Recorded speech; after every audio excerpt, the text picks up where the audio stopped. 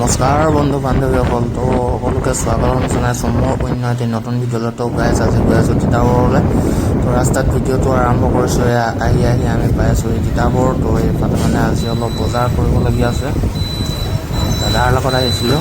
তো গৈ আছোঁ তিতাবৰ, বজাৰৰ ওচৰ পাইছোঁহি। তো মানে আমি চাৰিআলিলৈ যাম। আহি আমি ষ্টাইল বজাৰ পাইছোঁহি আৰু লাহেকৈ। ষ্টাইল বজাৰ পালোহি গাইজ।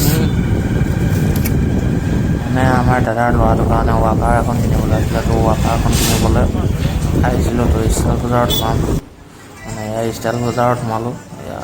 দেখিবলৈ পাইছে বস্তুটো বিচাৰি আছোঁ, এইখন ৱাকাৰখন। তাত মানে ষ্টক ইমান নাছিলে, তো সেইটো কাৰণে তাত লোৱা নহ'ল ৱাকাৰ। তো আহি বেলেগ এখন দোকানত বহি আছোঁ ৱাকাৰ ল'বলৈ। তাত মানে ষ্টক নাই, গুদামত আছে। তাৰপাছত গুদামৰ পৰা আনি কৰি দিলেহি।